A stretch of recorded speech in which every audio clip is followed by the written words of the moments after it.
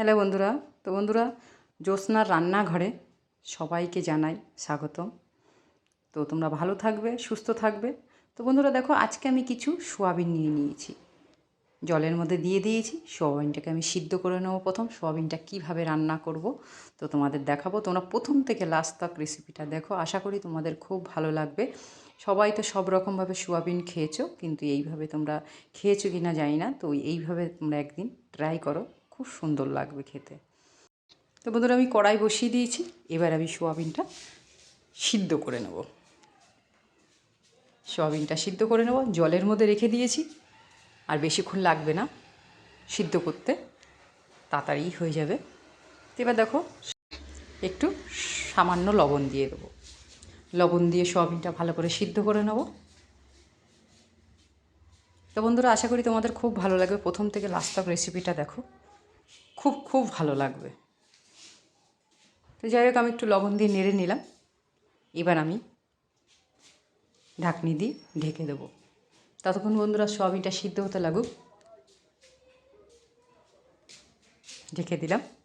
এবার দেখো 10 মিনিট পরে আমি ঢাকনিটা খুলে নেব।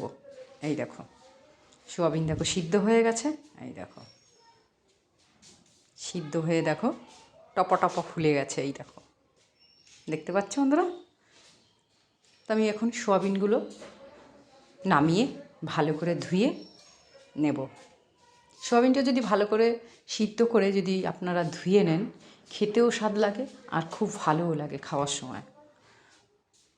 তো যাই হোক বন্ধুরা, এবার আমি সোয়াবিনগুলো ধুয়ে নিয়েছি।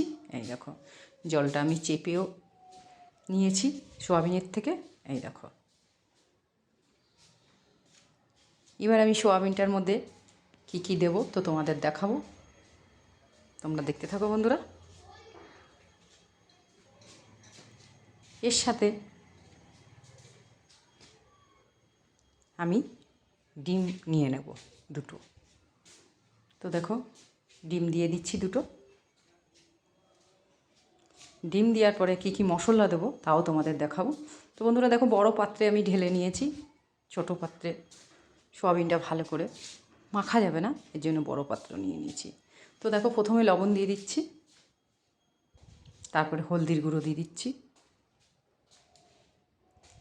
তারপরে দেখো লঙ্কার গুঁড়ো দিয়ে দিলাম, তারপরে দেখো একটু কালার লঙ্কার গুঁড়ো দিয়ে দিলাম, তারপরে দেখো একটু জিরের গুঁড়ো দিয়ে দিলাম। এবার আমি ডিমগুলো আর সব মশলাগুলো সোয়াবিনের সাথে আমি মাখিয়ে নেব ভালো করে। মাখিয়ে নিয়ে আমি 10-15 মিনিট রেখে দেবো। একটু ভালো করেই মেখে নিতে হবে, যেন সব সোয়াবিনের মধ্যে যেন মশলাটা যায়। তো বন্ধুরা, তোমরা এইভাবে বাড়িতে সোয়াবিন আর ডিম দিয়ে রান্না করে খাও, খেতে খুবই সুন্দর আর খুব টেস্টি। রুটি দিয়েও খেতে পারবে, ভাত দিয়েও খেতে পারবে। তো দেখো, কড়াই বসিয়ে দিয়েছি। এবার আমি অল্প করে তেলও দিয়ে দিলাম। তেলটা গরম হয়ে গেলে যে সোয়াবিনটা আমি মেখে রেখেছি সেটাকে আমি একটু তেলের পরে নাড়াচাড়া করে নেব। ততক্ষণ একটু বন্ধুরা তেলটা গরম হতে থাকুক। তেলটা গরম হলে তারপরে আমি সোয়াবিনটা দিয়ে দেবো। তো দেখো, তেলটা গরম হয়ে গেছে। এবার আমি দেখো মাখা সোয়াবিনটা আমি দিয়ে দিলাম। এবার দিয়ে আমি একটু তেলের পরে ভেজে নেব। এবার আমি একটু নেড়ে নিচ্ছি। সোয়াবিনটা তো সবাই খেতে ভালোবাসে, আর এইভাবে যদি রান্না করেন মাছ মাংসও লাগবে না, এই সোয়াবিন দিয়েই অনেকটা ভাত খেয়ে নিতে পারবে তোমরা। তো দেখো, আমি একটু ভেজে নিচ্ছি। এই দেখো, ভাজা অনেকটাই হয়ে গেছে, বেশি ভাজবো না। এই দেখো, মশলাটাও সোয়াবিনের মধ্যে গিয়েছে, আর দেখো ডিমটা পড়েছে, আরও দেখো কত সুন্দর ভাজা হয়েছে। এবার আমি বন্ধুরা সোয়াবিনগুলো নামিয়ে নেব, একটু নেড়ে চেড়ে। একটু বারে বারে নেড়ে নিতে হবে যেন কড়াইতে না লাগে। এবার আমি নামিয়ে নেব। এবার দেখো, কড়াই বসিয়ে দিয়েছি। কড়াইয়ের মধ্যে অল্প করে তেল দিয়ে দিচ্ছি। এই দেখো, এবার তেলটা দিয়ে দেওয়ার পরে একটু সম্বাদ দিয়ে দেবো, জিরে আর একটু শুকনো লঙ্কা দিয়ে দেবো অল্প করে। জিরে শুকনো লঙ্কা দিয়ে দিয়েছি। এবার আমি একটু সম্বারটা লাল লাল করে ভেজে নেব। সম্বারটা যতই লাল লাল হবে তত সেন্ট হবে আর স্বাদও লাগবে যে কোনো তরকারিতে। যাই হোক, আমি একটু ততক্ষণ বন্ধুরা ভেজে নিচ্ছি।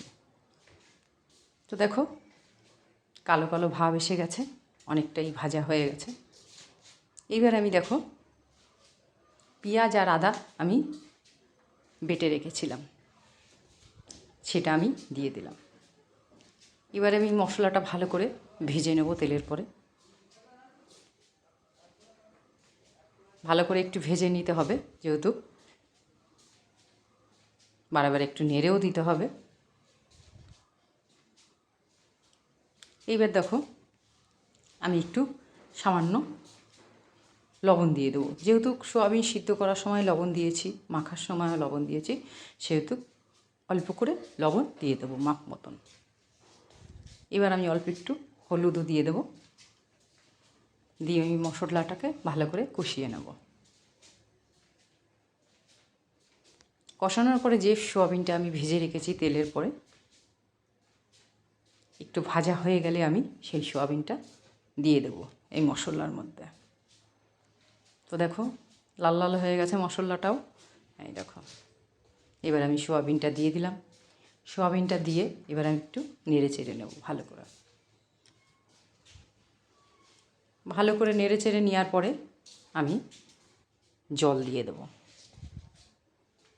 ততক্ষণ একটু মশলার সাথে সোয়াবিনটাকে একটু কষিয়ে নিচ্ছি বন্ধুরা। এইবার দেখো মাপ মতন জল দিয়ে দেবো।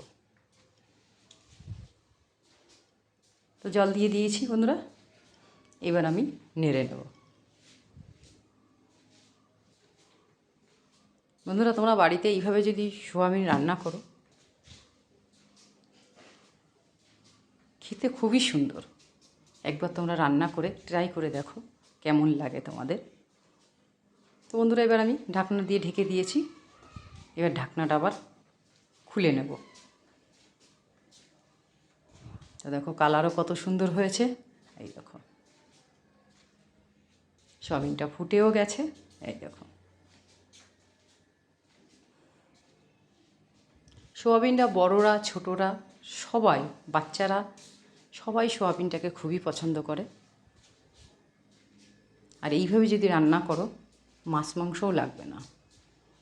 তো দেখো হয়ে গেছে যেহেতু, সেহেতু আমি একটু গরম মশলা দিয়ে দিলাম।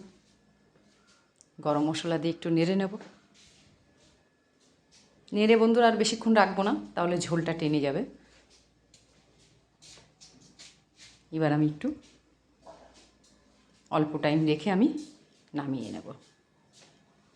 তো বন্ধুরা রোজ দিনই তো একটা করে রেসিপি দিচ্ছি, তো ভালো লাগলে কমেন্টে দ্বারাই জানাবে, লাইক করবে, শেয়ার করবে, আর সব বন্ধুদের কাছে শেয়ার করে দেবে।